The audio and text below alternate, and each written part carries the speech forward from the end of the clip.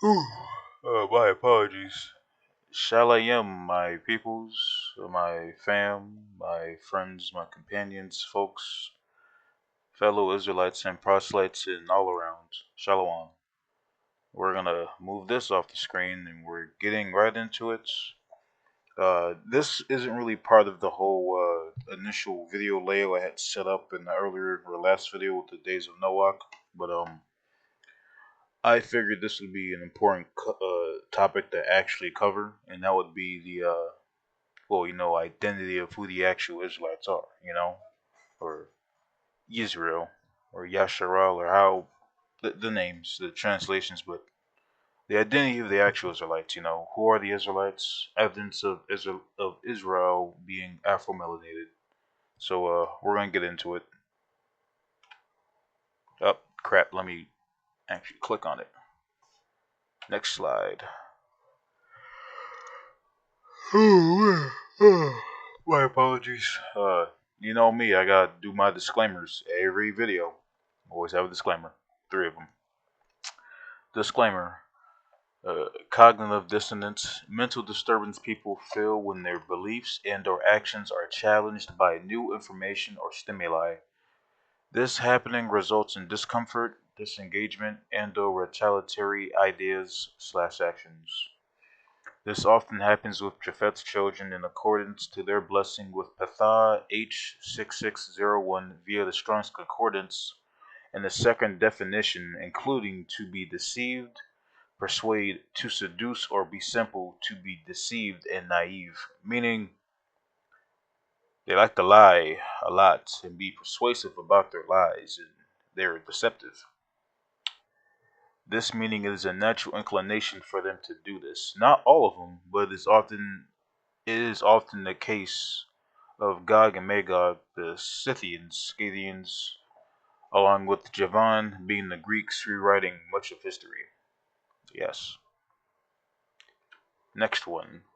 Societal conditioning, the sociological process of training an individual or individuals in a society to respond in a manner generally approved of by the society in general and with peer groups in the society. Manifestations of social conditioning can be categorized as social structures and patterns such as education, entertainment, nationalism, religion, popular culture, and family life. Remember that most of what we learned and will learn is revised history and a culture that is not our own, conditioned to think, feel, and react in a manner by the hidden counsels in the serpent to seek to continue and expand upon our enslavement. Yep. So, basically, societal conditioning. So, the majority of information that is peer reviewed and shared within society on a general level to the general populace, it has been conditioned for us to ingest easier to follow the modern narrative, such as and again, this is reflected in patterns and structures such as education, entertainment, and religion. So, like everything I listed here, as you can see, education, entertainment, nationalism, like these right here, are social structures and patterns that are the effects of conditioning on us as a whole, the general populace. Again, this is due for good reason. By said hidden councils, members of the occult, those who are in the know, and as well as the serpents, who work in tandem, beefing with each other, but they work in tandem to continue and expand upon our own enslavement. So it tracks. It does. Next slide. Disclaimer. This video is for those who know what many of us Afro-Americans are and what our true history entails, as well as Gentiles who seek to become proselytes and dispel the lies of their fathers. Meaning, well, actually, let me finish. This video is for those who call upon the true name of the Ishi Elo'ah HAYA HAYA, I am, the Most High's name. His name in Hebrew and in English, search Strong's Concordance H1961 in Exodus 3:14. Any other name is blaspheming his great name as he warned us and our ancestors. So you can't forget those scriptures. Everywhere y'all went, y'all blasting my name. So you gotta remember his name is Hayah Hayah or Hayah Hayah. If you can't get past these 3 slides, this video isn't meant for you. Disregard and leave. You aren't meant to. So if you're not feeling it, you could just leave and not watch it. That simple, you know. And keep it as simple as is. Nothing different about it. Uh, yeah, it's just that simple. If you're not digging the video, you just click off. Like in terms of the name, like it's you just translate it, you find that this is his name. Like quick tangent. I recently invested in getting myself another. Let me look at it. It's a concise Hebrew and Aramaic lexicon of the Old Testament. So it's another resource aside from the Strong's Concordance to more or less find the proper definitions and meanings behind words and names of the Tanakh, right? And verbatim, his name appears as Hayah Hayah or Hayah Hayah. That's his name. It appears literally in a different source completely. So why not just call him upon his actual name? It's that simple. Just gotta stop blaspheming the name. It's Hayah Hayah, Hayah Hayah. It's also the prophets all have his name, or the majority of them do, like the Isaiah. If you break it down like that way, or Jeremiah, like it's pretty simple. It's pretty straightforward. Hosea. You know, uh, even Zachariah. Like just the names. But I'm going on a whole tangent here, so let me get back into it. Video inspirations. Let's get into it. We have Lex Will, MB Smith, Medicine Man, We Woke Now, UBTV, and Jediah El Melek as video inspirations for help me find this information to consolidate into a compilation video. Oh man, my lamp just died on me. Oh my goodness. Anyway, shucks. We will continue. Video sources. So we have the Tanakh, the Zondervan Bible. I forgot.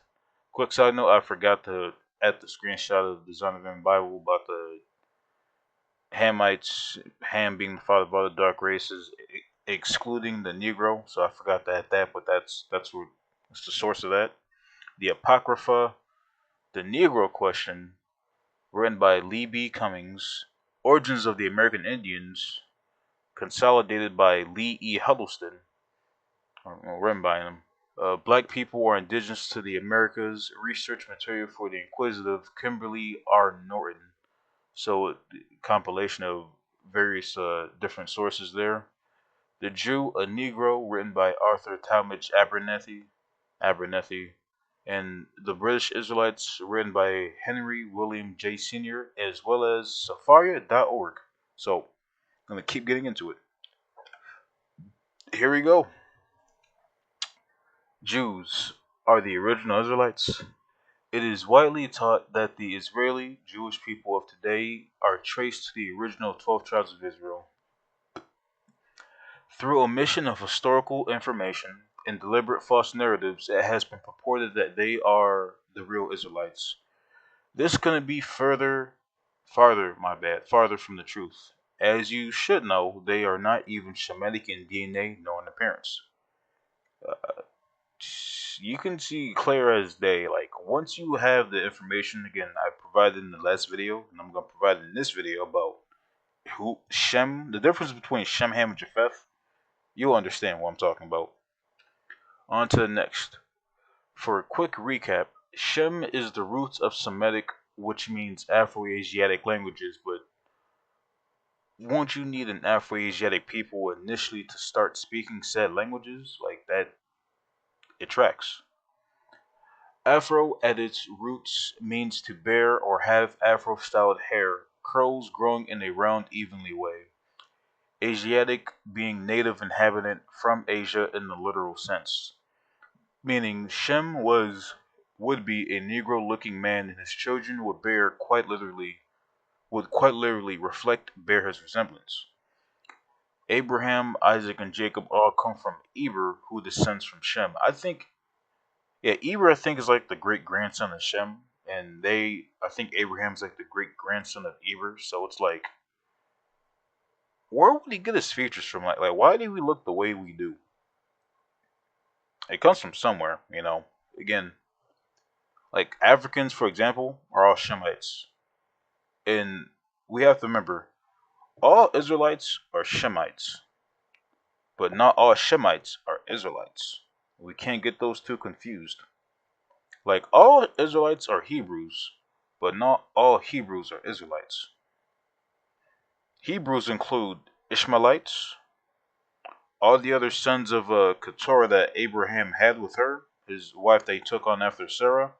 But all Ishmaelites, you know, Esau's children or Edomites are Hebrews, so they're gonna look like niggas. They're gonna look Negro in appearance. Lot, Ammon, and Moab, or Moab and Ammon, they're Hebrews, so they're gonna look like niggas. They're gonna look Afro-Asiatic. Like they there are varying differences in how we look and how we're perceived between one another, but at the same time, the common notion and basis is that like Hebrews look alike. We're all Afro melanated people. It's that simple. There's no, like, I know a lot of camps often teach that, you know, Moabites are the Chinese. That's stupid because the last time I checked, Moab and Ammon are Lot's children, and Lot was I think the cousin. Yeah, yeah, not I think he was the cousin of Abraham, not nephew, but like Abraham was his older cousin. You know, and it's like they're both Hebrew. They're gonna bear resemblance because they come from the same lineage, essentially. Like they're Shemitic, so it's not like they're not gonna. It'd be weird for like your cousin to come out Asian and you come out looking Negro. Like that doesn't make sense. You know, you don't have no. It is correct though that that Moab and Ammon married into Canaan, which would look akin to Chinese people because you know they're the Semites, so they married into them exactly. But at the same time, their forefathers are Hebrew. They're gonna look like Hebrews. You know, I mean, same thing with Edom. Like Edom isn't white. Edom isn't the Caucasian. That's also Edom isn't the Arab. They're red bones. He came out red bone and he's hairy. He's not ginger haired or he's not. That's fucking stupid. Like Edom, he's red bone. They're red bone. They're hairy red bone niggas. That's all they are. You know, they're not Arabs. Arabs come from. I mean, like literally, I have to find the definition, but it's in the Strong's Concordance. It's pronounced Arab, so Ereb, which means mixed people or mixed multitude. That's where Arab comes from, and more or less, they are also descendants of Japheth, because like you look at their appearance, and the fact that Arabs can be traced back to Indo-Iranians, Indo-Aryans, and Indo-Europeans. So like, there's just Japheth, you know. So Edom, he a Redbone. He ain't no, nah, he a Redbone. Moab and Ammon, they're just Asian looking niggas. They look more Asiatic because they married into Canaan. So they're just bang boom bop. Ishmael, they're just hella dark probably from being in the sun because no, they're Hebrew. So they all look alike. There's no, like, you can't tell me that Isaac, who was a Negro looking man, married, I forgot, I can't believe I forgot her name. But, you know, his wife, they're both Shemites. Why would one come out looking Shemitic? You know, Isaac. Why would Jacob come out looking Shemitic? You know, like a Negro, and Esau coming out looking like a pink skinned white baby. That's fucking dumb. I'm sorry. Or like the case with Yeah, no, exactly. That doesn't make any sense. Nah. So that is not the case. Anyway, I'm fucking rambling here. My apologies. Let's get into it. Oh, it's just a quick recap. Like, I'm just gonna quickly recap it. Again, first part of Sem Shem Afro, plural afros. First meaning a hairstyle with tight curls in a full, evenly rounded shape. The first of one noun. So like before, the combining form of variants of afro. Before all this, it literally means afro. So like talking about the hairstyle, not talking about Africans. They're talking about the actual afro, the style, like what it literally is. You know, afro being the adjective. Now the variants, look at the Afro American or Afro Asiatic. So forget the Africa part. Look at the Afro part. I mean, it just means the style of hair and where they were or where they're native to, either the Americas, which technically they're not, but they went there or they were there, and also Asia, which they are native to, Afro-Asiatic. See how they got it backwards? They got it flipped. And the second part of Sem, Shem, Asiatic, sometimes offensive, referring to Asian.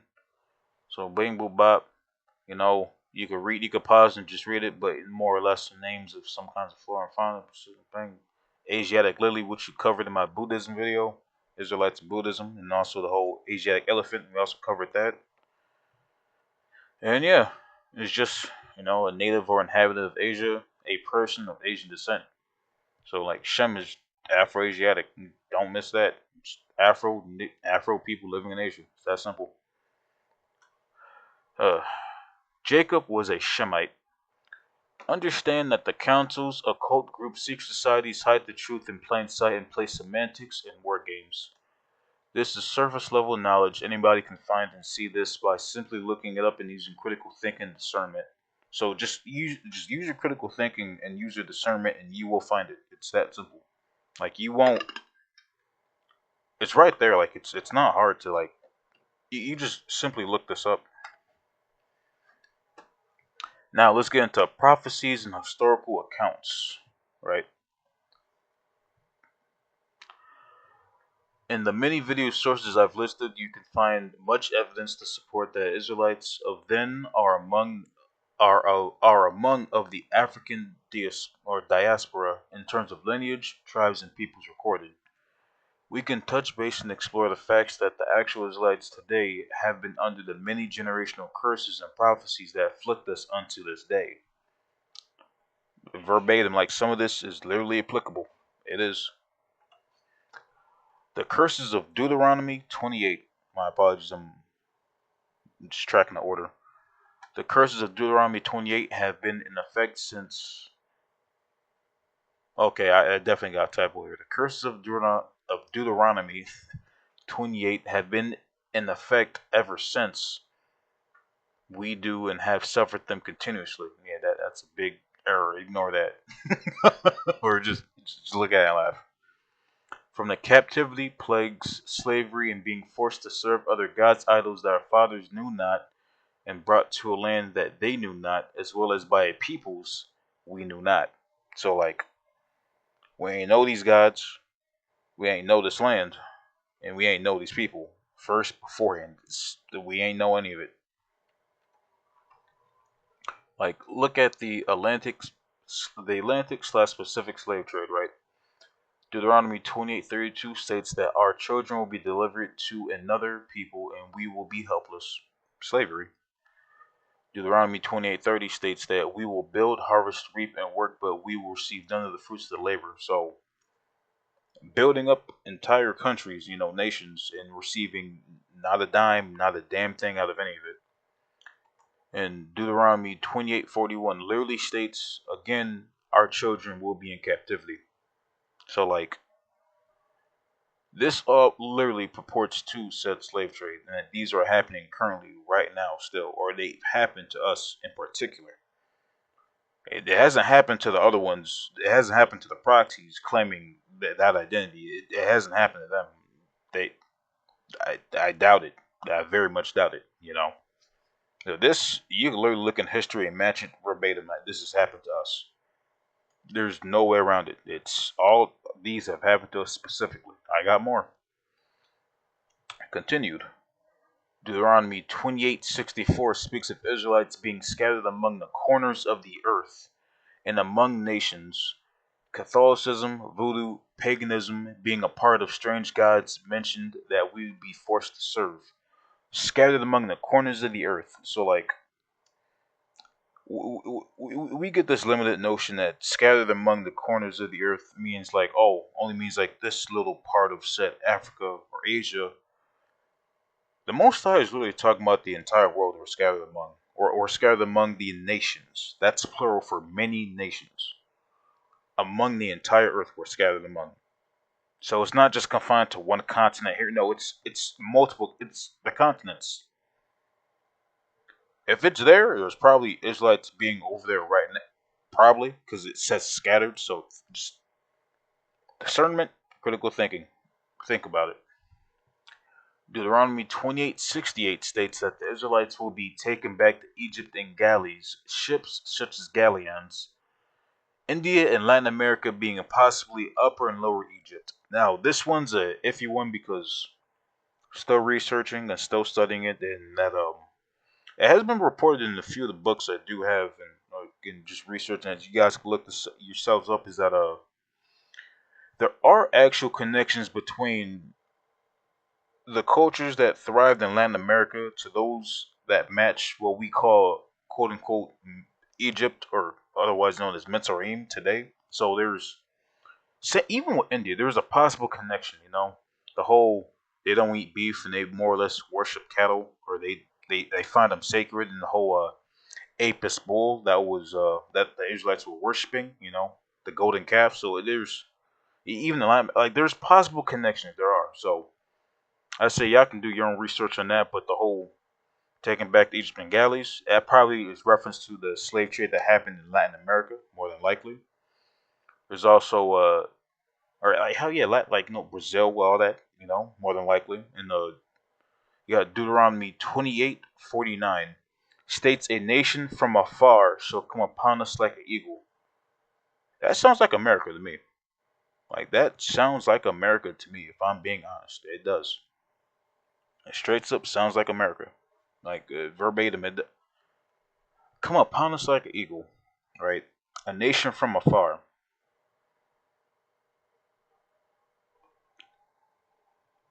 That's America. Plain and simple, it is. You know, it is because it's like a nation that came from afar. We know that the Anglos who took the name Saxon and who took the British Isles for themselves, and after kicking out the original inhabitants, come from the Swabi. The Swabi were one of the barbaric tribes at the time who invaded Rome and took over more or less who took the lands of Europe later on. Yeah, it tracks. I'll be right back because I gotta. Well, actually, I could do one more slide actually because I'm waiting for this order. Well, I got a few minutes. All right, I'll do one more slide and I'll be right back. Destruction of Afro destruction of Afro history, cities, and racism. Am I gonna have time to finish this? All right, I'm gonna stop it and I'll be right back. You guys will probably notice the cut in the video, but I'll be right back. Okay, I'm back. I'm gonna have to just join these two videos together. I forgot to press pause instead of stop. So let me get that out of here. Yeah. Okay. Ooh, pardon me. Ooh. All right. Ooh. My goodness. My apologies. Where we last leave off of. Yes, destruction of Afro history / cities and racism.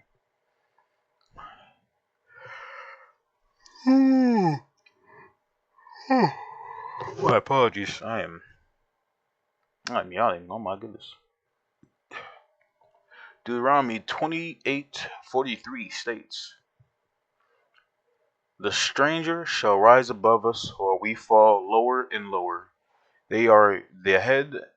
They are the head, while we are the tail, just in debt and illiterate, financially literate at that." Yes. Hmm. So you can see, I mean, just like look at our like. Hmm. Oh, my apologies. I'm gonna wait to eat because this is some good information.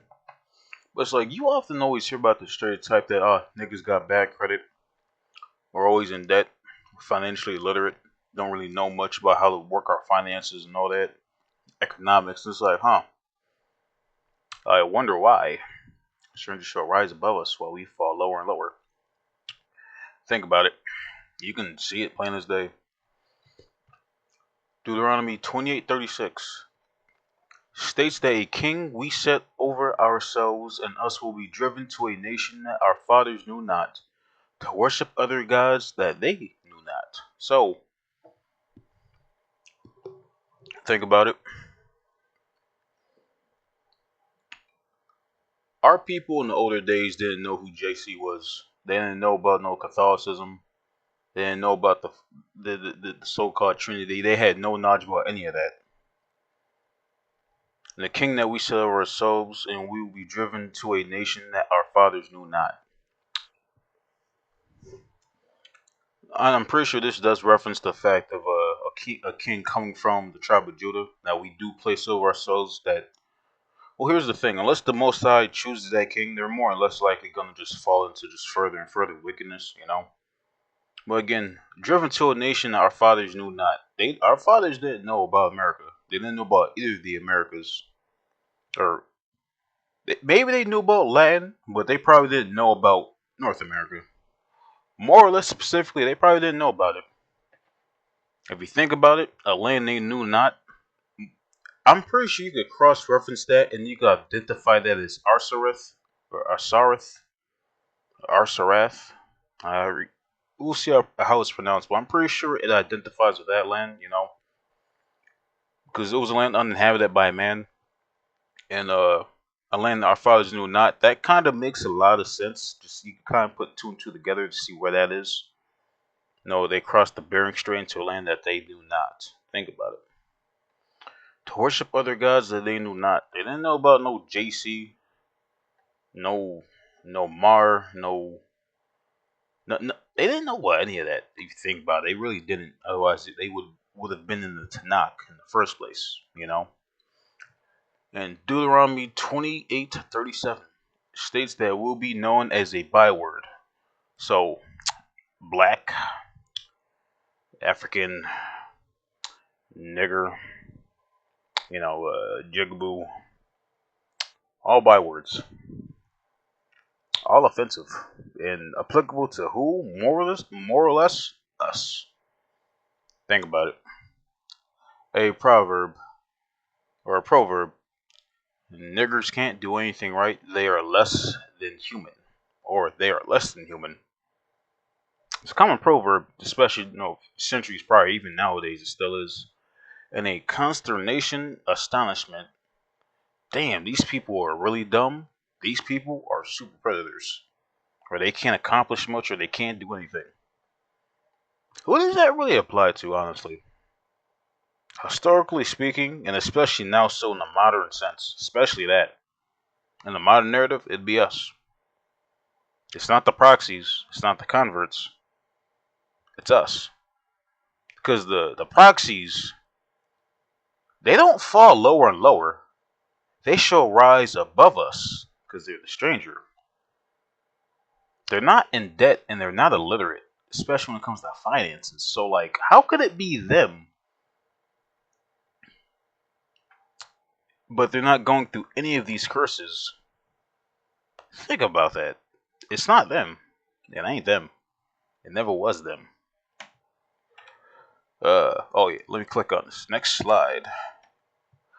Non-stop plagues and sickness from disobedience. Deuteronomy 28:27 states will be struck with the Egyptian sickness and inflammation, hemorrhoids, boils, and itching that will never cease. That sounds like a lot of niggas. And also, I'm not gonna lie, like the boils and the itching sounds like eczema. It does. I hate to say it, it actually does sound like it. If not eczema, it may be psoriasis. It we experience these afflictions like we do. There's a lot of niggas that experience that today. Deuteronomy 28:28 states that the issue will strike us with blindness, madness, and dismay. That we will be essentially lost and struggling, plus being robbed and abused again and again. If that don't sound like the fucking hood, I don't know what is. I don't know what is. Like, blindness and madness. I think we have so many fucking crash outs, or while we have like all these depressed and suicidal folks, they're dismay. Madness is crash outs, violent behaviors, recklessness, like hyperact, like it's madness and blindness, both figuratively and literally. Like you often hear about, I'm always often hearing about, the melanated folks going blind often a lot, or they experience that quicker than most other kinds of people. I mean, like my adopted grandmother, well, that was from a medical procedure, so that really doesn't count. But aside from that, like, like even figuratively, it's like our people as a whole is very blind, especially as a community. It's very blinded by many things that don't necessarily matter. They don't. And that we will essentially be lost and struggling, which goes with blindness and madness and dismay. We're always struggling. I forgot to put a period here. My punctuation is terrible. Y'all can make fun. Yeah, y'all can laugh about that. Plus, being robbed and abused again and again. That sounds like the hood, my guy. You're doing your best. You're struggling. You're lost. Then you get robbed by niggas and hoodlums and niggerats and all that. And abused again and again by the system and by our own people. It's a vicious feedback loop that doesn't fucking stop. Once we go back to the Most High, that it just keeps fucking going and going. It proliferates and gets worse, worse, and worse. My apologies. Ooh. Deuteronomy 28:61 states that the issue will bring upon all the other diseases, plagues, and sickness that is not mentioned in said book explicitly until we are wiped out. So imagine that includes STDs, cancers, gout, and parasites as well. The Levitical diet exists for a reason. So, like, this specifically, he refers to the fact that everything that isn't even mentioned in this book that's a disease or that's an illness that exists outside of this book, I'm gonna afflict you with it. Cause like you don't see about like fucking STDs or cancers being in the book or gout or you don't hear. But guess who? Guess where it's usually concentrated the most at? Who it affects the most? Unfortunately, the black community. Like you could read stories about like quote unquote black cities being struck with like fucking massive STD outbreaks. Like fucking Houston or Fort Lauderdale, where like just like these places where it's like holy shit, like hell, even Connecticut, like fucking Hartford, like the fucking STD fucking rates are skyrocketing. It's like holy hell, man. And also, we're notorious for having cancer, fucking gout because niggas love their fucking chitlins and pork. And, oh my goodness, and parasites. People don't detox.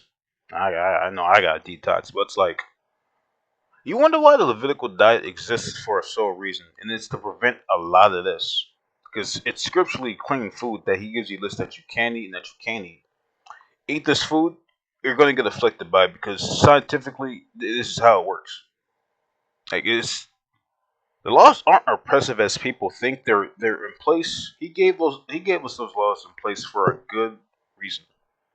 Good reason why we should follow the law, especially like the Levitical diet. It exists for a reason.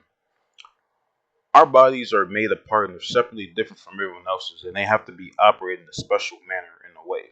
They have to be maintained in a proper way so that we're not facing and dealing with these afflictions. Like, if the Creator creates natural law, and if we're not abiding by natural law, we are in natural disorder, not going with the natural law. Laws being the laws He gave to Moses. It's just how it is.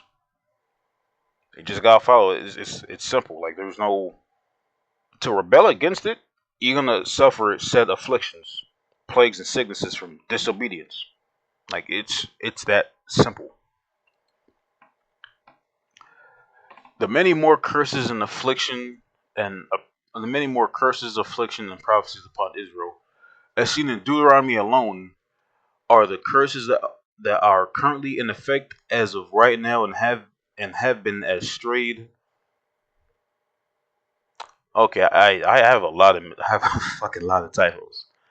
As seen in Deuteronomy alone, are the curses that are currently in effect as of right now and have been as our fathers strayed from the Most High. That's what it should say. As our fathers strayed from the Most High, as us as of now and our forefathers. I this is written horribly wrong. My apologies, but more or less, the curses seen in Deuteronomy alone showcases what happens when we are in disobedience and what happens when we are in perpetual disobedience. As long as we, as long as we're in this state and we don't return to the Most High, we will continue to suffer this, and it will get worse. We see that Israel is to be scattered among the nations for failing to uphold the laws of Moses and Levitical laws. We are also in continual punishment for as long as we remain lawless and reject the covenant. So, like I just said, the only way out of this is to return to the Most High and to follow the law and the covenant. Follow the law, uphold the covenant, and be righteous. Otherwise, we will continue to suffer from said disobedience. Like it's perpetual. If you don't stop, it's gonna keep going. So instead of waiting for tomorrow to stop, just do it now. Like it's that simple. Repent to the Most High. Humble yourself. Cover yourself in sackcloth. Place ashes upon you. Repent to the Most High. Humble yourself and speak from your heart, because that's where the seed of the soul is the heart. So you speak from your heart to the Most High, and He will heed you and He will listen to you. That's if you're humble enough to also listen to Him.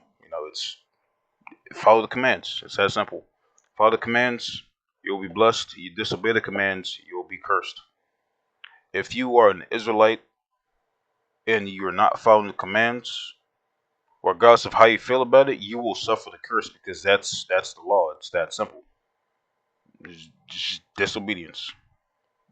All you gotta do is listen. That's it. That's all you gotta do. Okay. The judgments and curses of the Ishi and Amos. According to Amos, there were both judgments and curses made upon all the nations according to their sins and transgressions against the Most High, Hayah Hayah, Hayah Hayah. Amos 2:4 states that Judah had spurned the teachings of the Ishi and observed not the law, as they were beguiled by the delusions of their fathers had walked. So he burned. Yeah, man, I got really start proofreading. So he burned their city. It should be Their, yeah, or IER. Not it's not that they would be misspelling. So he burned their city of Jerusalem and set fire against them. So they faced judgment. They got burned and destroyed for it. Not utterly, completely, but they were judged harshly. And Amos 2:6 states that Israel had been selling the just and needy into slavery for silver, abusing the poor and being wicked. They had defiled the temple, caused Nazarites to drink wine, and went to sexual deviance. You can imagine what that is, as well as telling prophets to not prophesy against them. For this he brought ruin and brought low upon Israel. So there was a lot. I couldn't really list out all the judgments that Israel had faced, but it was a lot. It was painstaking. It was justified. It was a lot of judgment placed upon them, because you're selling the just, so the people who are righteous, and the needy, the poor, into slavery for silver. That's like what the fuck? And abusing the poor and being wicked. Like reading this book, it kind of reminds you that our forefathers really fucked up a lot, because it's like we get punished, we're humbled, and then we decide to go back to being righteous. Or there's a remnant that returns to righteousness. The remnant grows. It's going good. Then you got some who just start to fuck up. You start doing some dumb shit, and then we lose everything again, and we're right back to square one. It's like I can see why he gets perpetually not perpetually, but I can see why I can begin to understand the frustration that the Most High must feel, because it's like y'all just one job, just follow the laws. That's all you gotta do, and y'all keep fucking it up. So boom, judgment. Like it's damn, it just keeps happening, and it's like it's happening today. So again, both against Judah and Israel for just not following the law, just not being righteous like we should be righteous. Ah man, the judgment and curse of captivity in Amos. According to Amos 9 and specifically 9:4, Israel shall be put into captivity again after being smitten and greatly punished by the Ishi with the sword. So he just slaying niggas left and right at this point. That's what he's doing because there's like they don't want to listen. So he brings a sword upon them, whether that be nations or disasters upon Israel again. It should be noted that due to the transgressions and sins that were committed by Israel and Judah, they be judged harshly. That Israel was guilty of partaking in slavery, abusing the poor, sexual deviance, excessive taxation, and wickedness, while Judah fell into idolatry, delusions, falsehoods, and ignored the laws and teachings of righteousness. These incur the curses to happen. When you start rejecting the teachings and start rebelling against the laws and start being a fucking start getting weird with a lot of shit that you shouldn't be doing, that it doesn't feel right in your if it doesn't resonate in the soul and the spirit, and if it doesn't resonate there but somehow it resonates everywhere else in the flesh, that's a problem. You know the laws, you gotta keep them. You don't want to keep the laws, you incur these curses to happen. It's just the way it is. That's the way he set it up. You can't argue against it. That's just how it is. Literally how it is. The prophecies of Isaiah in the modern period. According to the prophecies by Isaiah, there are many that apply to us in the modern period as of now. A lot of it actually does apply to us, Not all of it completely. But at the same time, because I get it, there was a good chunk of this that did know it pertained to Babylon, but like there's some of these prophecies that apply to us right fucking now at this very moment. Part of my language, but like a lot of it does apply. Like Isaiah 2:5 through 2:9 states how the house of Jacob, Israel, had taken under the practices of the East and fortune telling of the Philistines, that they follow after the customs of strangers and have an overabundance of treasures, horses and chariots. This can very well be applied to the modern United States and Afro peoples. So think about it, right?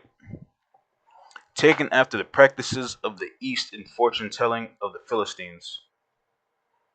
You ever notice how you got like a lot of these black women, doing this so-called quote unquote, black girl magic, or they're into fucking tarot cards, or into fucking like reading horoscopes, and it's like we're not supposed to do that because that's soothsaying, and we're not supposed to do divination because we can't tell the future. We're not allowed to like that's not knowledge available for us because no we're the children of Adam and Eve. Like we're men. Like we're that's not our station, not our place, and we have to understand that. But to circumvent our place and to try and divine the future when only the Most High knows what's going to happen in the future, that's stepping on His authority that we should not be doing. Because we're limited in our creation. We're talking about a being of omnipotence, infinities upon infinities, eternities upon eternities have always been. So it's like future isn't really our domain that we should be peeking into. And more often than not, the future isn't something that we would necessarily want to see or would want to know. you know. And it's like the fact that they took on these practices, Jacob and Israel, or the house of Jacob took on these practices and started doing all this. I'm gonna be frank here, all this fuck shit. Things got weird, and when it gets weird, it gets bad. The practices of the East, and also it mentions the fortune telling of the Philistines, so that these two are connected. The Philistines, they come from the East, you know. And again, my last video, the sons of Noach, the Philistines are remnants of the Caphtrim. The Caphtrim were one of the dwelling inhabitants in the cities on the outskirts of Egypt. So, by extension, basically Egyptians related to the Egyptians, Mitzrayim, you know. And the only people who do that today now would be not only people, but one of the most easily recognizable people who do it today would be Native Americans. So that those are actually the Philistines. Yeah. The five Silver tribes are probably, again, the tribes most recognizable of the Philistines. That's them. The East. You gotta put two and two together. It's that simple. Simple. In the overabundance of treasures, horses, and chariots, we have a lot of resources here, and we have a lot of fucking vehicles. So like we're like the fucking vehicle capital of the fucking world, basically. You know. Also, overabundance of resources being treasures, which could be applied to a number of different things. This definitely can be applied to the modern U.S. and again Afro peoples living here. Fucking black girl magic, fucking tarot card reading, horoscopes, divining the future, visionaries, all that jazz. Like, yeah, it gets weird. When it gets weird, it gets bad. The prophecies of Isaiah in the modern period continued. Isaiah 3:1 to 3:5 states that the Ishi will remove every prominent skilled man from Israel, make boys rulers over them. I'm not saying that we don't have skilled men in the workforce in terms of Israelites, but the actual number of men that actually or like actual just skilled workers are very fucking low. Like I'm talking like he read the verse for yourself, you know, but like removes every prominent skilled man from Israel makes and make boys rulers over them. I mean, wasn't it like in the 50s and the 60s and damn near into the 70s that a black man couldn't get a decent paying actual good job? They got all the fucking menial labor work, like fucking the delivery people, fucking janitors, cleaners. Those really aren't skilled jobs. It's not really it's like those aren't skillful jobs. Like we're talking like artisans, smiths, librarians, scribes, all the skilled jobs we were more or less excluded from and taken out of when we were put to basically working in manual labor, just manual labor and cleaning jobs. Essentially, that's all the things that we could fucking get. So that applies to him removing every skilled man from Israel and making boys rulers over them. That still happens now. Hell, like you can look at this part right here in the sense of fucking influencers, quote unquote rappers, and even more or less very prominent gang members, who happen to be what more or less fucking children, boy rulers over them. What are we always hearing about nowadays? Young niggas running shit, shooting shit, running, robbing grown fucking men twice, three times their fucking senior that's ruling over them. If a bunch of your niggas could come up into the store and start running that shit that's ran by an older black man, does this not apply? Think about it. Just discernment. Think about it. It makes sense. It goes to further say that people oppress one another, that the young bullying the old and the despised bullying the honored. So let's think about this, right? Do we not see this a lot that the people oppress one another? That we like there's certain hive minds within the community that attack people who seek to be unique and different from the rest of them and oppress them until they until they go back to fucking conformity, and the young bullying the old. Again, the young niggas, YNs, fucking over and attacking older generations of people. Like shit, you don't even have to be you don't have to be even that fucking older. I'm gonna be 27, right? And it's like I'm already being called old by young niggas who are like literally 18, 19. I'm not old, man. But that's the way they see it, and that's how they fucking frame it. And the despised bullying the honored. So you have the dregs of society, fucking absolute scumbags, shitheads, fucking robbers, fucking the hardcore dealers, scum, right? And they more or less shit on the honored. So people who want to be righteous are persecuted, or shitted on, or bullied by them. Think about it. Demonized in the 9 to 5. An honest working man is demonized by fucking jack boys.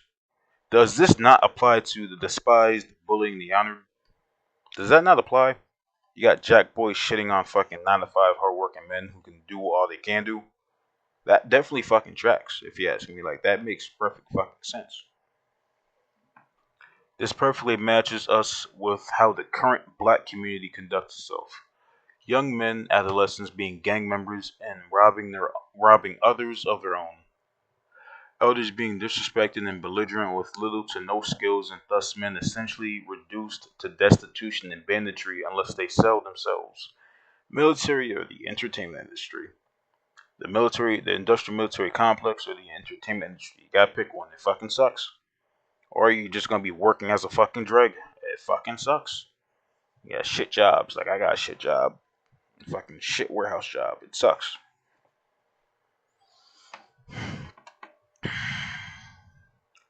We're the only community where young niggas exist enough to actually threaten and overtake our community structure, where the elders have no respect, skills, or prominence. I don't gotta explain that because it explains itself right there. It's that fucking simple. Ah.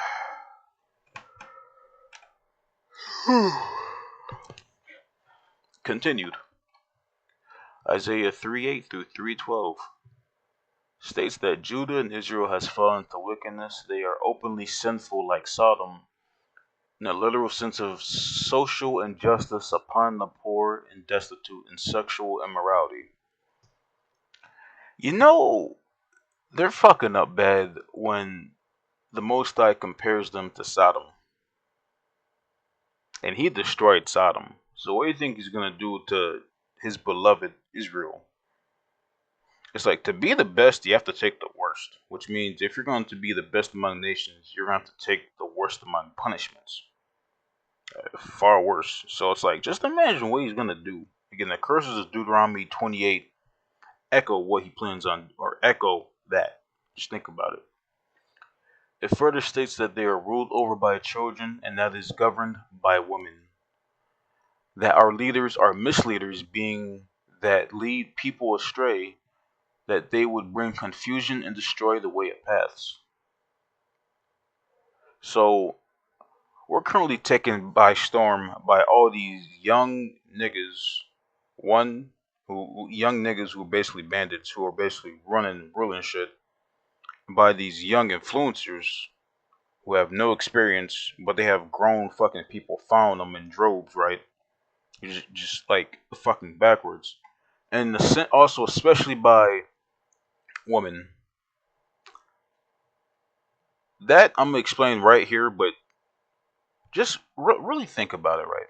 Think about it. They lead in education, and as well as college graduates. So it's like, whereas the men have been sharply in decline, maybe not sharply, but definitely in decline. Neglected on top of that, and that our current leaders, or not current, but our leaders are misleaders, being that they lead people astray. So all them Pan African niggas preaching we gotta go back to Africa, or fucking like the or fucking, or those fucking wannabe Egyptian niggas like that. That's misleading us astray. Because one, we were never the fucking Egyptians. We lived among them. We were enslaved by them, but we weren't Egyptian. Two, niggas are not inherently from Africa, but pushing this whole gotta go back to Africa narrative when they don't fucking like us as is. It's like, it's frustrating. And destroy the way of paths. They bring fucking confusion. Nah, bro, you're an Egyptian. Nah, man, you're a Pan African. Nah, bro, you're this. Nah, that. Like, no. Y'all gotta do y'all fucking research. So I'm gonna say, just do y'all fucking research. This can definitely be applied to the whole black community. To the whole of the black community. Black fathers removed from the house, family in the 50s, 60s, and single mothers taking charge of the house without understanding and structure. Apologies. That black men will become derelict, and as women take the positions of leadership and education, children ruling over them being signified as black culture idolizing young rich niggas and hustlers, and bad bitches, boss babes, influencing the adults who are to raise them. Black men, black boys being rejected in terms of righteousness and honor among themselves and embracing banditry as black women, girls ruling over and leading. I don't really gotta explain that because that what I just read basically explains it in itself. Got rid of the black fathers in the household, things start going to shit. Forces women to take up charge that they don't understand how to properly lead. It goes even more to shit.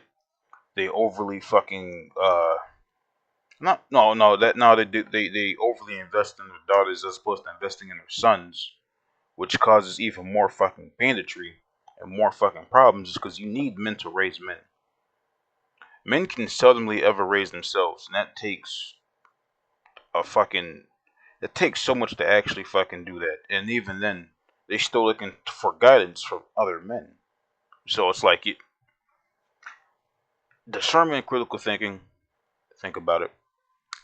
All this is applicable to us right fucking now. It may have happened in the past already, but history repeats, and the Most High writes the story, and He's written history. So, what do you expect? It's gonna happen again. Just like we'll be going through the days of Lot, which was happening now, we'll be going through the days of Noah again. So this is going to happen again. It's happening now. Think about it. Just look at it. Isaiah 3:16 to 3:26 states that since the daughters of Zion have been vain in their works and haughty in mind, that they have been overtly alluring to wickedness and dancing as they go forth. Meaning, I should look like, yo, this shouldn't have to really be explained. Daughters of Zion being no Negro woman, Afro woman, fucking attitudes, the haughtiness, vain in their works, consumed with how they look, how they appear, and how they're seen by everybody else in their fucking mind, and how they're overly they're learning to wickedness. They're on some wicked shit half the fucking time. They be doing some vile shit. It's true. And dancing as they go forth, they do this gleefully. Like it's openly being debaucherous. You know, I hate to say it because I love my woman, but damn, does this not apply to them? Because it does. It does, and it hurts.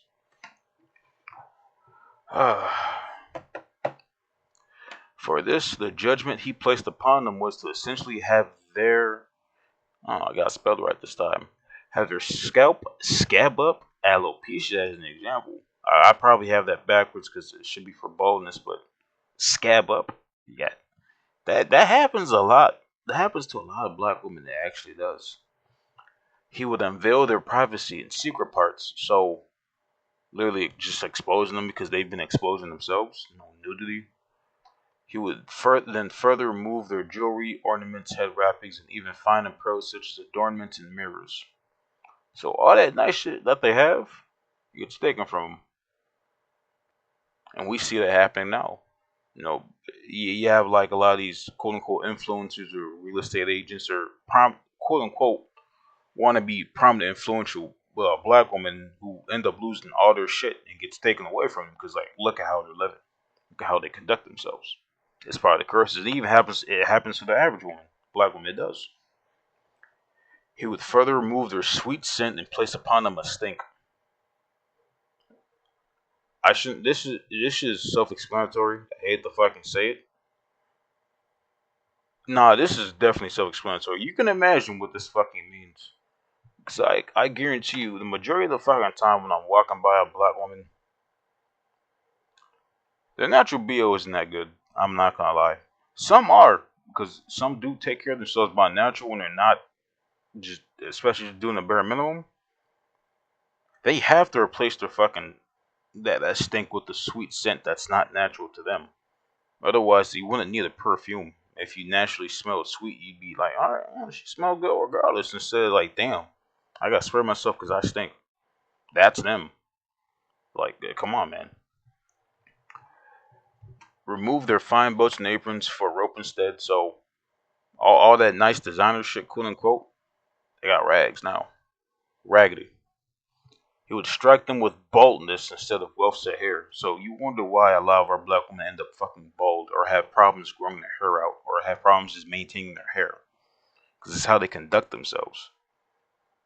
Shawty, if you're being wicked, you're gonna lose your fucking hair. It's that fucking simple. Bad if y'all don't worship or know the Most High, but when you're being wicked on top of that and actively rebelling against it, yeah, you're gonna go bald. You're gonna have hair problems. It is simple. That's how it works. Like my hair is pristine because it keeps growing. I know I'm doing something right because my hair continues to freeformly lock up, not thin out, and it just grows. The Most High sees that, and he's allowing it to happen. So, like, for y'all to have this much trouble, y'all just y'all doing something wrong that he sees. I don't make the rules; he does. That they would wear sackcloth instead of fine wear to cause upon them scouring and burning instead of beauty. I've come across a, a good amount of black women who have either scarring or burning or some sort of physical affliction that affects their beauty, and it's like it doesn't have to necessarily even be them. It could be the sins of their ancestors, because again, I will punish your fourth and your third and fourth generations for your sins. And when that's happening perpetually, these curses become generational curses, and generational curses take on the forms of whether it's parasites or diseases, and it's like they could probably be doing everything right, but they're being afflicted by the sins of their parents. It doesn't mean that they should turn to lawlessness, but it goes to show the extent of how these curses fucking work. You know, maybe they could be fucking innocent. It's just they're dealing with the curses of their ancestors at this point, just several times over. You know, from all this being stated, this literally applies to the Afro woman of the United States in the Caribbean by that context, verbatim afflicting a woman right now. I don't know so much about Africa, but when it comes to like to the Americas and also to the Caribbean, this definitely applies to the majority of black women. It does. It's not all of them, but a good majority have these problems. And if they're having this problem, probably Israelites, who are either suffering from their ancestors' mistakes or they're suffering from their own sins and it's mounting on them. Simple.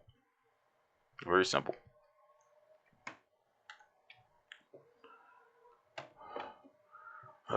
More are continued for Isaiah 3:25 and 3:26 states that their men will fall by the sword and the mighty the war, that her gates will be lamenting and mourning, and that she will be desolate and will be upon the ground. This meaning that the men of Israel die by being shot or by gunfire, that they will die in the conflicts such as gang wars and war in general, and that our original cities will be left open mourning because they'll be desolate. No one's there, empty, and it's probably over in Asia, probably Zhao or Zhenjiang, or even old ruins of Ayut Haya in Thailand, the original Judea. It could be. The curse of Deuteronomy 32. According to Deuteronomy 32, due to Yeshurun, Israel's disregard to following the Most High in the law, he would bring the sword upon them and spare not the children nor the old. You're gonna see later on more context behind this, but man, both the children and the older folks getting cut down. It is horrendous seeing it. It is. He would also scatter Israel upon the face of the earth and cause men to not to not to not no longer remember us. So meaning our memory as a nation, which this is also definitely echoed by Psalms 83. It definitely echoes this part. Is that yeah, it literally echoes this that the will no longer be remembered. Granted, it was a confederation of nations that caused that to happen, but among men, with us being scattered, we would no longer be remembered. Meaning, our history and our identity basically gone. It's no longer ours. We're not remembered as those people were remembered as bywords. You know. So just think about it in context. Think about it. Now we're gonna get into the books. This book, The Jew, a Negro, written in 1910. There is definitive racial bias because it's a decent read. It's an interesting read. And it's a good book and it supports.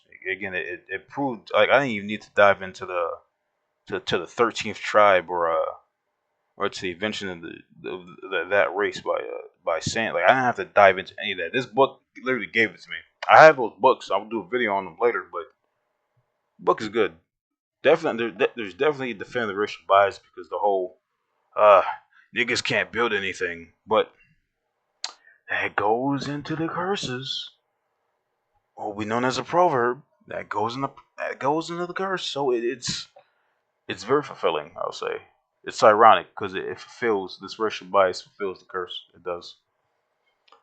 In the book titled above, in the preface on page 13, the author purports that the African arose in Eurasia and came to inhabit Africa later on.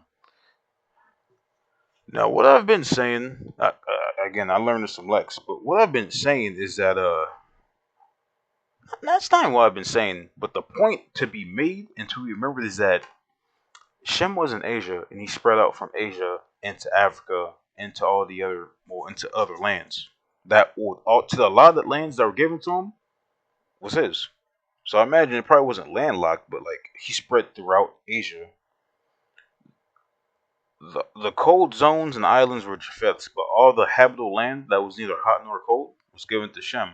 So that more or less means that damn near all of Asia, including the peninsulas, was Shem's. Simple. Was Shem's land. You know? Maybe not all of it, but the majority was Shem's land. He goes on to state that the original Jews were from a dark. He goes on to state that the original Jews were from a dark, short people of the long-headed type that spread throughout Europe and the Iberian Peninsula. Page 101, it is stated that both Shem and Ham were the it stated that both Shem and Ham were the producers, I should have said producers, of the dark races, while Japheth was the father of Caucasian and whites. You can't make this shit up. So if Shem and Ham are both producing dark races, and if Shem and Ham, well, it would imply that both Shem and Ham are fucking dark. You know, you can't get a Negro from two Caucasians. That doesn't fucking work. All right, Shem, down his line you have Eber, down his line you have Abraham, down his line you have Jacob and the Israelites. They were dark, skinned, Afro-Asiatic, Shem. Ham was also dark, but so was Shem. So it wasn't just, oh, Ham was dark and everyone else. No, Shem was dark. Japheth was probably also dark. I mean, like, you have, like, the Polynesians who never left the island, so I imagine that's probably what original Japheth looks like. Or, like, actual native Greeks who have. Those are also probably original looking Japheth. So it's not all purely Caucasian, but the majority, probably Caucasian. You do have natural occurring Japheth, but it's iffy. But at the same time, though, you gotta acknowledge that Shem and Ham were dark. They were darker than Japheth. It's that fucking simple. There's no workarounds. There's none. On page 21, the author seemingly confuses the separate races of Shem with that of Japheth when later stated in page 101 that Japheth is the father of the Hellenes, which were the Greeks who were of Javan, son of Japheth. He notes that the races living in the Mediterranean Asia Minor are Semitic, which is false, as they are of Japhetic in all origin, as Egypt is Mizraim, son of Ham. So he basically more or less he basically purports the reason that Semites are actually Mediterraneans when in reality they are fucking not. They are Japhethites. They're not Shemites. They're not dark like Shem. They're not Shem. Sandblasted, but not dark. He later goes on to purport that the term Jew is derived from the religion established by Ezra and Israel being in Babylonian captivity, when in reality this is false, as Ezra more or less reascribed the Tanakh, and that the term Jew applies to the later converts, such as proselytes, which he asserts as Semites, but were in fact Japhethites living around those areas at the time. So the term Jew he gets right in the sense that it's actually applied to the converts, not to the actual Israelites. We don't call ourselves Jews. We call ourselves Israelites.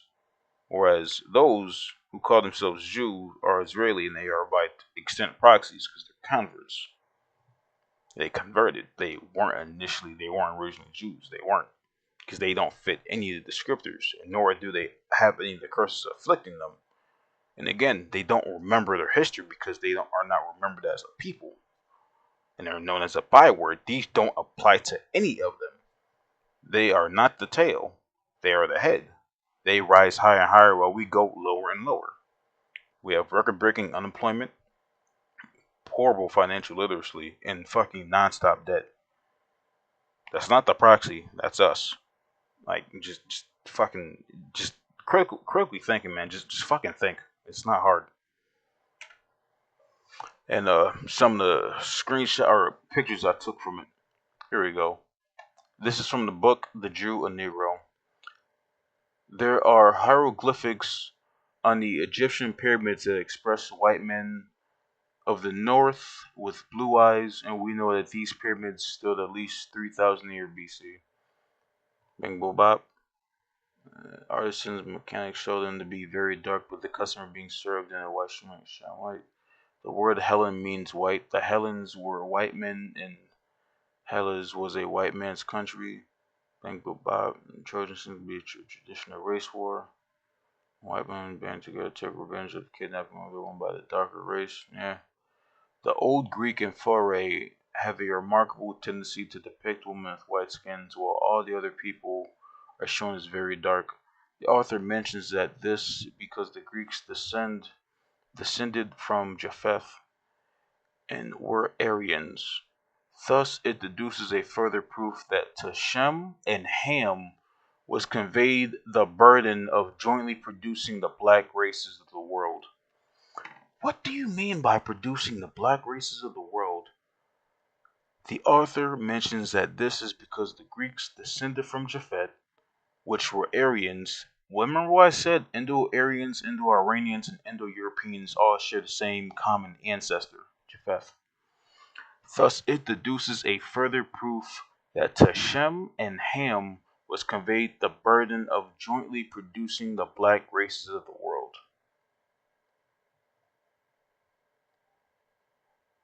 Meaning, Shem and Ham produced the black races of the world. So, again, like how I showed you, or my possible theory, original Cushites or Ethiopians, or the Ethiopians of the East, are actually Cushites and they come from Ham.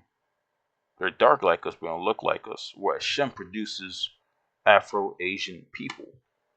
Come on. Again, the Egyptians were known to be super fucking dark. Ham. But so is Shem. Now look what he says. The head shape is identical or nearly so from the Negro to the Scandinavian. There is a perfect gradation of complexion and other characters from the little black broad-nosed Negro to the big white narrow-nosed Scandinavian. The broadheads in Europe are all intruders from Asia. I do not agree with them that this race, your African, arose in Africa and spread north, but the opposite is truth. That they didn't start in Africa and they arose in the north. They arose in the north and spread into Africa. The North, he's pertaining to being Asia. Think about it. Europe is literally it's a subcontinent part of it. It's a part of Africa. Like Indians a subcon. It's a part of Asia as a whole. Not Africa. It's part of Asia. Now look at that. The original Jews were therefore a short, dark people of the long-headed type. The original Jew and Negro were then descended from the same father.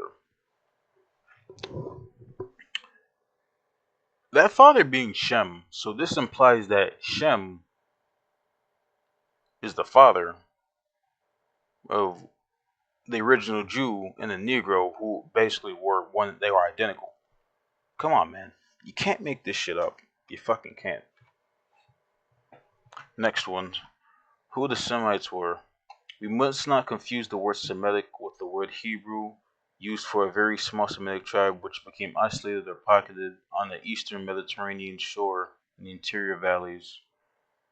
And then he goes on to say, oh yeah, a tribe which is very backward, being barbarous for thousands of years while great Semitic civilizations grew around Egypt. Fuck out of here. So I know this is racially motivated. Yeah. They knew nothing right. Yeah, fuck out of here.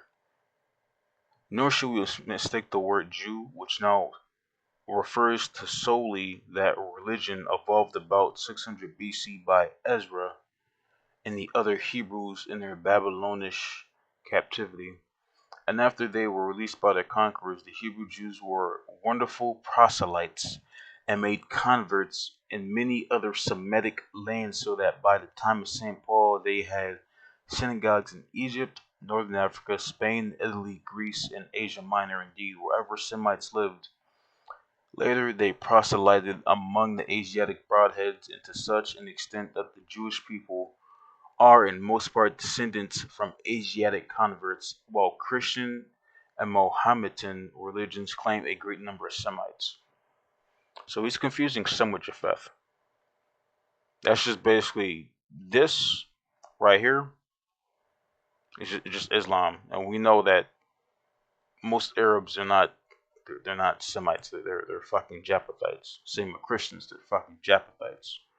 But the fact that the modern populations are fucking proselytes, so that these are fucking proselytes. They're converts. That's it. They're not the actual original. They're converts masquerading as us. Simple. Now let's get on to the Negro Question series, written in 2011 and onward by Lee Cummings. Goes into detail as to how the Israelites had been both found in Europe and as well as Africa, and how they were sold into subsequent slavery, lost their land holdings and history as well, because they accepted JC and a different God before the Most High. It's so simple. He shines light on the fact that the original inhabitants of the British Isles were Negro, being the Black Britons, Welsh, Irish, and Scottish. He also listed 8 sources from white authors speaking of the original inhabitants of Europe as well as black and melanated men. He directly proved that Shem was inhabiting both Europe and latter Asia before Japheth invaded, coming from the north, Siberia, Japheth's land. He also cites the fact that Oliver Cromwell, which we did talk about in one of our older videos, being the Lord Protector of the Commonwealth of England, had been responsible for the death of King Charles I, had him fucking beheaded, while also having sent 300,000 Irish into the transatlantic slave trade, whereas those that weren't sent were killed in horrific manners. Oliver Cromwell was English, being of the Anglo stock and descending from Japheth. Anglos are literally just the Swabi in a different font. They come from the Swabi. They're one and the same. They come from them, the North, who also come from the Japheth. The Irish being sent to places such as the colonies of Virginia, New England, and Maryland, and to the islands of Jamaica, Barbados, and the West Indies. There, the original Black Britons, Irish, Scots, and Welsh that came from Eurasia, the tents of Shem, they were Israelites. So, like, I feel like it's often fucking forgotten that, Israel scattered. But, like, one thing that again, it's often forgotten is the fact that Japheth shall dwell in the tents of Shem, and Canaan shall be his servant. If the tents of Shem are in Europe and in Asia, and we're no longer in Europe or in Asia, but you have nothing but Japheth's people living over there, that fucking means that Japheth has invaded, took their lands, and now dwelling in their tents, and that Canaan is their servant. Who are the Canaanites, or who are one group of Canaanites? The Sinites, who live in fucking China. The Sinites, who calls their fucking study of China Sinology. The Sinites, the Han Chinese. Same thing with the modern Koreans and Japanese. They all have a common ancestor. Canaanites. Not all of them, but the majority, yeah. But again, tents of Shem invaded and inhabited by Japheth. Canaan shall be their servant. Meaning, what happened to Shem? Shem got displaced. Simple. It is detailed that the Covenanters, Jacobites, had followed Israelite customs and laws and even traced their own lineage back to the 12 tribes of Israel, possibly being scattered remnants of Judah and Benjamin specifically. We should note, however, that they themselves fell into idolatry and Christian doctrine. That's where they fucked up. This will lead into them falling under the aforementioned curses of worshipping other gods, JC Jeebus Juice. Hence why they lost their kingdom in history while being placed into captivity and suffered from genocide. So, we're gonna look at some semi-disturbing images about what happened in history. It's just artistic renditions, thankfully, and not actual. Ugh. But like, when you accept the Christian doctrine and JC as a nation, you will fall, especially ones who are ministers and worshippers of the Most High first and foremost. You're gonna get greatly punished. It makes sense. This didn't happen for no reason. It's because they lands they knew not and gods they knew not. They embraced JC. They lost the kingdom over in Europe. It's that fucking simple. And now let's look at these sources. Sources, look at that. Eyewitness sources. Professor Boyd Dawkins, our earliest ancestors, bygone days, a lecture delivered in the public hall, Collyhurst, Manchester, January 8th, 1879. The ancient Britons, Irish Scots, are a short black people. Pages 103, 107. Dr. Thurnham, Nature Journal of Science, page 92. From the evidence at hand, it seems that the Iberian black man occupied the whole of Western Europe at one time. Iberian, Iber. They know. Professor Huxley, 1870. The Iberian race, page 332. The Iberian, Basque, blacks, modes have been found all over Europe with his animals. Professor Winchell Alexander, A Remote Ancestry, 1815 to 1900, collection of journals. These short black men came from Atlantis, northern Africa, and they overran Europe. They were known as Britons.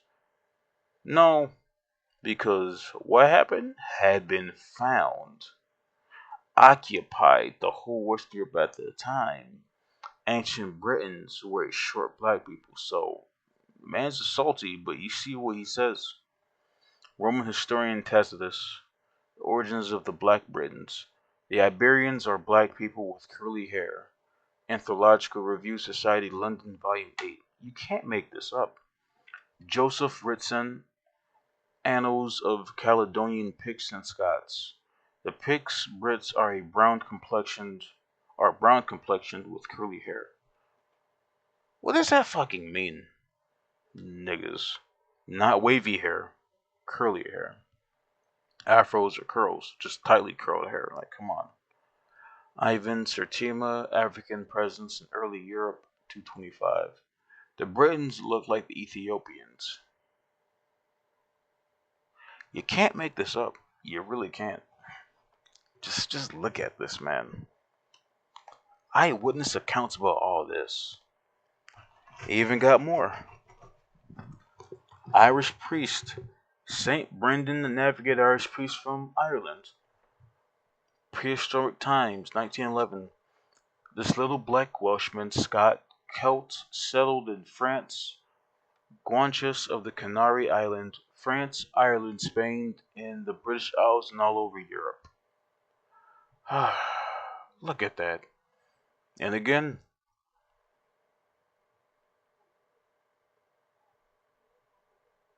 y'all can pause and read that because this is a long one. I'm a little tired, but just look at that, man. Blacks. You can't make this up. Whew. The Negro question, so we're looking at images. Look at that, King Charles the First. You know that's a nigga. That's a Negro right there. You don't grow hair like that. You don't got noses or lips like that. That's a Negro. And you got the coats of arms. Look at that. Coat of arms. Another coat of arms. Why have these coats of arms if they were always there from the beginning and that we came in afterwards? You can't mean to tell me that that they just showed up and you gotta change everything to this now because it makes sense despite you being racist towards this. No, that's fucking dumb. That's not how it works. So again, the original inhabitants had these crests. Now let's look at the atrocities of the Anglos that came into Britain and invaded the British Isles. They got them stabbing a fucking black woman because you see the crows in the head. Black shawty with the fucking pitchfork over burning fire. Fucking evil. You got them spearing fucking children during the Irish Rebellion. 1641, just fucking spearing them. You know they're black. Look at that. Otherwise they would have been fucking white. You know they're black. Look at those faces. They're spearing children. Fucking Anglos. But and also this is just us the curses. You know? And even fucking strangers will take your children away from you. Y'all can pause and read this, but ooh, fucking man, what they did to Shawty is fucking horrible. It's fucking evil. Sacrificed it in the fire, the fucking fetus. How fucking evil that shit is, man. Also, look at that English drowning the black Irish children in rivers. We're suffering the curses because why? They took on and followed another god, other delusions. Hate to say it, but this is what happens when you don't follow the curse. Or what happens when you don't follow the Most High specifically. This is why when you don't follow the first commandment. There should be no other gods before me. And what happened? Well, look at what they did. Had to deal with all these fucking atrocities. Fucking hanging this man. Look at that. Try to paint that shit white. Looks like a nigga right there with that face. You can still see it. Even more. Forcing niggas to go fucking naked and go off into the wilderness. Sparing more children. Assaulting women and cutting them open. And look at that shit, man. Oh, goodness. My apologies. It's fucking graphic, but ugh. It's fucking evil.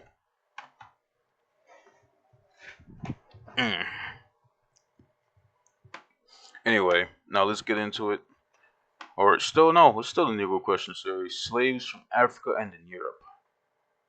Now y'all can pause and read this if y'all want, cause I'm a little tired. But again, there was a Judah on the coast of Africa. There's also the claim. Now, I did actually research this myself. That the Ashanti or the Ashanti, I like the name Asian. Asian. It literally just says Asianty. The Ashanti. So they knew. Asians living in Africa. Think about that, man. That the reverse is true. That the Euro-African came from the north into Africa. So I'm pretty sure that signifies something, that Asianty. Because I tried looking it up separately and nothing popped up. So I'm suppressing that with Ashanti. That the Ashanti are possibly Levites. The Simeonites. Possibly Levites. Look at that. The tribe of Levi. The ones who acknowledged it. You also had the Kingdom of Judah right there. Possibly, you know. And the crowns of Oliver fucking Cromwell during this time as well. Fucking, you can pause and read that if y'all want to. But, as you can see. Ooh. Origins of American Indians, European Concepts, 1492 to 1729. Compiled and written by Lee E. Holston, this book gives the accounts of historical debate over the origins of American Indians across the continents, many of which are favorite that some tribes bear resemblance to the 10 tribes of Israel, as well as Egyptians and Canaanite peoples, Tartars, and even Atlanteans. We should remember that there are 574 federally recognized tribes in the United States alone, according to Indian Affairs via BIA.gov, while there are anywhere between 200 and 400 non recognized tribes that currently exist as of today, according to NCESC.com and TeenVogue.com. With these large numbers of tribes altogether reaching over 900 tribes, it's definitely possible for Israelites to be among them. So, like, if you really think about it, you mean to tell me there's 900 tribes, over 900 tribes, that currently exist in North America alone? Well, not over. There's not over 900 tribes currently recognized, or not. There's counted. There's over 900 tribes counted in America alone, right? In the United States alone, there's over 900. 574 are fairly recognized, and there's over 400, 2 to 400 that are unrecognized. You have the 5 civilized tribes, which are the fucking biggest ones, but then you have 569 other federally recognized tribes. Then you have 2 to 400 non-recognized tribes that currently exist. If you have damn near almost 1,000 tribes alone in the United States, it would make no fucking sense if not a single one of them didn't contain actual Israelites at first. Now, am I saying that Israelites are native to the Americas? No. My current theory is that they crossed from the Bering Strait from Asia over into Canada and made their way down the coastline into the Americas. That's how I think they did it. Being that Canada slash Northern America is Arsarith. That's just my possible theory. But again, it's even like a lot of these historians came to the same conclusion. Hence why it makes sense. And also that possibly it was called Fusang at the time, a different name. But it's definitively possible for Israelites to be among them. You got damn near almost 1,000 tribes, over 900, and there's not a single tribe of just actual niggas. That's fucking dumb. It might not exist nowadays because again, it's like people tend to forget that Indians were selling each other. They were selling their prisoners of war into slavery amongst themselves. So like how we're always accusing of Africans sold other Africans. You do realize Native Americans did the same fucking thing, like to their prisoners of war. If they weren't sacrificed, they fucking sold them into slavery. I'm fairly certain that the ones that came here, the Israelites, probably took a lot of L's and got sold into slavery, lost their history that way, and became vassals. Like, come on, man. It'd be fucking dumb. First one right here. Johannes Fredericus Limnius. 1560s to 1590s. I have to look at when he's actually born, but this is when he wrote this. Had attested to the origins of some of the Native Americans being of Israelite stock. Once he identified with the Book of Esdras, which is supported by the Book of Kings in Isaiah. He even identifies the land of Arsareth with America by some Israelites escaping Assyrian exile and going there. See what I mean? The theory actually makes a lot of fucking sense. It does. Again, we're scattered among all the nations, among the entire earth. This would include here. So we're not native to the Americas, but we were here long enough to be considered native. We're not Aboriginal. Actually, yeah, you can say we're native, but we're not Aboriginal because we were inhabitants of America at one point in history. Then, but we were never Aboriginals. Never. At least as far as I'm aware of, nah. Oh, I did update it. Not just fucking. It's the same slide. I just changed it. So this is when he was his life frame when he wrote it. Now we're going to another one. Juan Suarez de Peralta, Bang Bubop, had been the earliest known Spaniard writer to assert the idea of Israelites being found in the Americas. He would also refer to the Book of Esdras as his source. He would go on to infer that not all of the native peoples were Israelites, but many were diverse, being Hamitic and Ethiopian in both cultures and appearances, as well as even mentioning the Canaanites. He would also put forth the notion that the Americas were populated before the flood, with the cases of giant bones found in Mexico, Peru, and citing him citing the Book of Genesis. So like this guy purports the fact that I think honestly, no, like out of all the historians I've seen so far, or like writers, he was on the nose. Like he knew that the Americas had the Israelites or had remnants of them, as well as there were Hamites here because the cultures resembled, also the fact that he found Canaanites because resembling cultures and even giants. So it's like he knew. I'd say out of the ones I've come across, he definitely knew, and he really didn't necessarily try to hide it. You know, and here you go. Origins of American Indians. Vasco Nunes de Balboa,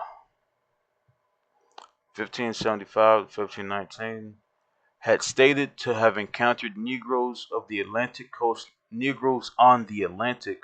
coastline of Panama, and postulated that they were shipwrecked Ethiopian raiders. Here's the problem with that. The issue with the postulation is that there are no records of a shipwreck found, neither are there records of Ethiopians ever sailing to the Americas. Not even regarding the sheer vast distance between Ethiopia and Panama. In those days, you would have to sail around the entirety of Africa to get to America from Ethiopia. They were likely already long there. So,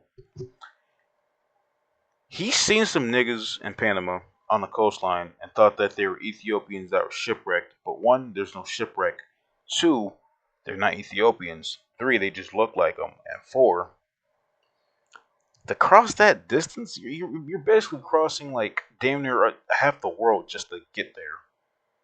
Also, on top of going around the entire continent. No, that's not how it works. Like, nah. So chances are that it was definitely Shem's presence was here in America, whether by another quote unquote African country or again via the Bering Strait or just sailing. Like there are old empires that did sail from Africa into Latin America. I have to find them, but they do exist. But call me this is back in the 1490s, my guy. Like this is early, so like nah, they're already there. It's already there, so like no. All right. Oh, well, let's get into it. The Mishnah, for context. The Mishnah is the first written oral history of Jewish traditions known as the Oral Torah. It is the first work of rabbinic literature, with the oldest surviving literature dating to the 6th and 7th centuries CE. It was redacted/edited by Judah Hai Nasi between the ending of the 2nd and beginning of the 3rd century CE. So, oldest one's written back then, and it was first edited even earlier, but so it's pretty old, the Mishnah, right? It's pretty old. Let's get into this guy right here. Rabbi Eliezer ben Hyrcanus, a second century sage. There is a midrash attributed to him, a book attributed to him called Pirkei de Rabbi Eliezer. It is a text that retells and expands upon the biblical narrative starting from Genesis and through the book Numbers. It was likely edited in either the 8th or 9th century, right? So this is purported to be written in the 2nd century by a sage, right? By a sage by the name of Rabbi Eliezer ben Hyrcanus. So so Rabbi Eliezer, son of Hyrcanus, basically, right? Because that's what Ben means. So, and this is an expanded. It expands upon the narrative of Genesis. It retells it, expands upon it, right? From Genesis through Numbers. And this was likely again re-edited in the 8th and 9th century CE. And as we can see, composed Talmudic Israel Babylon 630 to 1030 CE. So give or take from what quote unquote actual time, right? Anywhere from 1000 to 1400 years ago. So chapters of Rabbi Eliezer is a midrash that retells and expands upon the biblical narrative. So I already just read this. It includes topics such as ethics, ancient Jewish customs and legends, calculations regarding both creation and the end of days. Traditionally ascribed to Rabbi Eliezer ben Hyrcanus, a 2nd century stage, the work was likely edited in the 8th and 9th century. So I just copy pasted that, right? So again, this is it's supposed to be old. So if it was really written then, it'd be roughly about 1,800 years old. Cause that old, right? Let's get into it. Explicitly shown. Now I can't read biblical Hebrew as of yet. This video being produced and made, but I will learn. But as you can see here, this is the original text if you want to translate it for yourself. Now here is this in English. Nimrod in the Tower of Babel. This is chapter 24, by the way, in the Midrash. Noah brought his sons and his grandsons, and he blessed them with their several settlements, and he gave them as an inheritance all the earth. He especially blessed Shem and his sons, making them dark but comely, and he gave them the habitable earth. He blessed Ham and his sons, making them dark like the raven, and he gave them as an inheritance the coast of the sea. He blessed Japheth and his sons, making them entirely white, and he gave them for an inheritance the desert and its fields. These are the inheritance with which he endowed them. Let's go back. He especially blessed Shem and his sons, making them dark but comely. Comely can mean handsome, it can mean beautiful, it can mean attractive, it can mean it means basically handsome and beautiful, or nice, But making them dark but comely, out of like what does that tell you? If we're the Israelites and we could trace the line all the way back to Shem, Shem doesn't look like us. We look like Shemites. We have the appearance of Shem. That's Afro-Asiatic. So meaning he was a beautiful looking Negro. He was dark but comely. Now Ham was dark like the raven. So Ham is supposed to be darker than us. Case in example, you ever look at like a Dravidian Indian? They are dark as shit, my guy. Those are the actual Ethiopians. They're dark as shit. Or like you ever see like those photos of old natives? Straight hair. They have straight hair, but they're darker than us. Some are dark as shit, but they got straight hair. That's Ham. Whereas we're Shem. Think about it. When I even think about it, it's right fucking here. So like explicitly shown. Shem is dark but comely, dark but beautiful. Ham is dark like the raven, so they're darker than us. We're dark, but they're darker than us. And Japheth is white. So look at the modern converts and read this. And then look what it says for Shem again, dark but comely. Then look at the modern converts. There's a big fucking problem. Something does not add up. There's a major problem.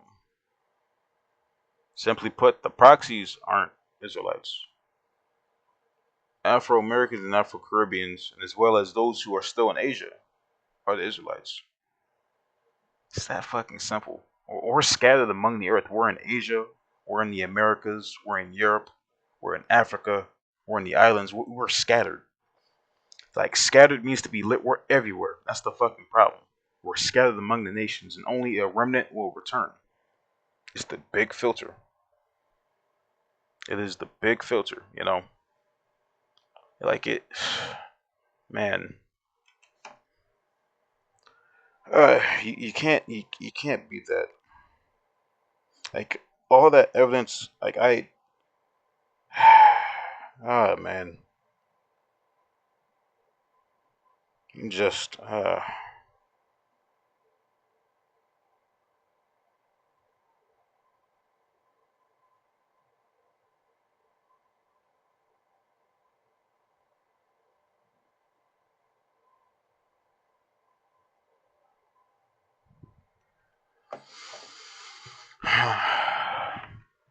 the Israelites are still scattered. From what we can summarize from the past slides, we can clearly see the evidence from prior and current history that many Afro people of the Americas and the Caribbeans are of Israel.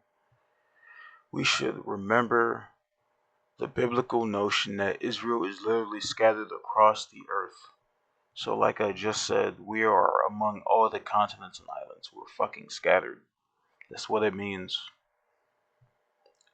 We are scattered among the entire earth.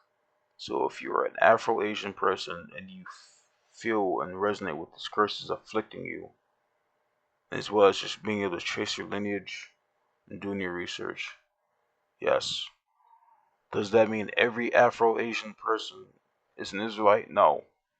Because again, Edom looks like us, but they're not us. They're fucking red and they're hairy as shit. Moab and Ammon, they look like us, but they're probably looking more chinky eyed and probably Asiatic because Moab and Ammon married into Canaan. You know, Ishmael, Ishmael just some desert looking nigga. You know, it's that simple. They're niggas in the desert. Afro Arabs. They know where they are actually. Again, there's over 1.8 billion Africans. That's a lot of fucking Shem's children. And again, we're not as numerous as we think we are. Israel's already a remnant and will be a remnant of a remnant. Those who truly seek to return to the Most High have to turn back to the laws, have to turn back to using his actual name, the Most High, the Ishi, the Elo'ah HAYA HAYA, or Hayah HAYA, if you so will. Just returning to him. This means that we're in the lands of the Americas and Africa with possible remnants still in Asia and Europe, maybe. I shouldn't put maybe because we're scattered. It's that simple. Now, these are just my guesses for a 12 tribal location. These are guesses at best. Judah is in North America and Western Africa, and remnants in Asia and Europe. So that's where you can find Judah. Benjamin is in North America and in the Caribbean, remnants in Europe. Now, Levi and Simeon among Judah and West Africa, possibly the Ashanti or the Asianti. Yeah. And Ephraim and Manasseh, the house of Joseph, are North America and Asia, being sold into being former Native American tribes sold into slavery by the Philistines and natives. Because in that older video I did about Buddhism and Israelites, is that Ephraim was guilty of creating idols and altars to foreign gods upon their temples, and were building temples upon mountains, which they weren't, which was prohibited against in the law. And as we can see, a lot of those temples, a majority were destroyed during I forgot that king, but at the same time, there's still temples standing today, and that they more than likely built themselves because they fell into idolatry, Asia, and they migrated over. You know, so these are just my theories about where the tribes are. The other ones, I don't really have an idea. I mean, I feel like Dan is. There's a video Lex had shared, or he clipped in his video about the guy talking about how the tribe of Dan had became the tribe of Dan, or what we call today modern Ethiopians that live in Africa. That might be actual Danites, so it's a maybe there. Uh, I'm not sure about the rest of them, but they do. They're not. They're not gone. You know, we're not utterly destroyed. They're not. They're not. They still exist. They're just in fewer amount. You know, so we'll have to see. But yeah, The conclusion: with all this information being displayed to you, you, the viewer, you can decide to return to the Most High or continue to suffer the curses if you wish. Regardless, we are in captivity and face genocide and poverty with no other choice. Take a look at the other videos if you haven't, otherwise continue in your pursuit of research and studies. Pray to the Ishi for answers and guidance, and follow the commandments as best as you can. You know, that was the conclusion in upcoming videos that I've been slacking on. Oh man. Yisraelites at Yaaqobites of China Part 2. That's gonna be a short one, honestly. It won't be a long one. I gotta just post it, but it's short. Then ideas for the remnant, the second Exodus. So plans on how we're gonna, I don't know, to Asia maybe. That's the ideal goal, to get back to Asia at some point. The kingdom of Kartli in Georgia, and the English and the Anglo. So these fuckers. And Shang-Ti possibly being God in ancient China. A little more research. The Jade Emperor really isn't synonymous as I thought with Shang-Di or Shang. He's not really. I'm pretty sure that this it could be an illusion of the Most High, or it might be him in China. I think I have to research. There's a documentary on it. I'm gonna research that still, but possibly. Preparation for the wilderness and gates of the south, so still doing that. You know, the deception figure, the strange god, so you can already guess who that is. J Juice, baby. Uh, the whole flesh eaters and blood drinkers fucking brain cult they have around the fucking world with fucking wood and stone, yeah. And the importance of man and woman roles in union. I think that will be the next one I actually will want to really work on and do. I do want to collab with Tamari on this one to talk about the roles of man and woman and relationships and all that, and just it's gonna be more discussion video. It's gonna be more discussion oriented. So it's gonna be food for thought. Not so much. Well, no, it's still for learning, but it's gonna be different from my usual videos, and it's gonna be more akin to that one about choice and agency. It's gonna be a video like that where it's just gonna be prompts, answer the prompts, we're gonna discuss and things of that nature. But yeah, that's it for the video. I am tired and I'm ready to just sleep. I'm tired, but I hope you guys enjoy it and hope you take something from it and learn from it. And again, for the Gentiles and the proselytes and strangers watching, y'all can return to the Most High. Even if y'all don't want to follow the laws of Moses, you still have to abide by the laws of Noah. And that includes not drinking blood, observing the Sabbaths, you know, not taking part in weird activities, just like even with the commandments. Like if y'all were really to follow the first 10 commandments, with all your heart, and as well as doing your best to follow the rest of the laws of Leviticus, it's like y'all would be just held in high regard as the Israelites were. It's like the Most High loved Job, and he cared for Melchizedek. Like he loves righteousness. He doesn't just love Israel, but he loves our righteousness. And you see how just because the Most High chose us doesn't mean we're spared or exempt from His punishment. As you seen in watching this video, that don't matter if you're an Israelite, if you're wicked and if you're breaking the law and if you're being in disobedience, He's going to punish you, Israelite or not. So it's like y'all can follow the law, y'all can be saved. Like it's a bad notion that a lot of these fucking Hebrew camps teach that yeah man, these the Gentiles can't be saved, and they're going to be made our slaves, and they're going to be our servants. And it's like, that's not what the Most High teaches. He loveth the stranger, meaning he wants you to learn to know him. He wants you to follow the law, to be righteous, and you will be blessed for it. Like how we receive blessings, the Most High is going to bless you for it. Did he not bless Job with even a larger abundance? So like, I'm just saying, y'all are capable of being saved. To an extent, honestly, I'd say about everyone is, like it just returns to the Most High, follow the commandments, be righteous. That's all He asks us to do. Be righteous, follow the commandments, remember and use His name wisely and correctly, not just use it in vain or as well as blaspheme it by calling the wrong name. Just just be righteous. But I'm rambling at this point. I'm sorry. But shalom, and you guys have yourselves a good one. Be righteous, be mindful, and thank the Most High for everything you do in life. All glory and all praises and all barakah to the Ishi, the Elo'ah, the Most High, HAYA HAYA. Praises be to His holy name, O Ishi, the Elo'ah, the Most High, HAYA HAYA. Shalom, shalom, my people.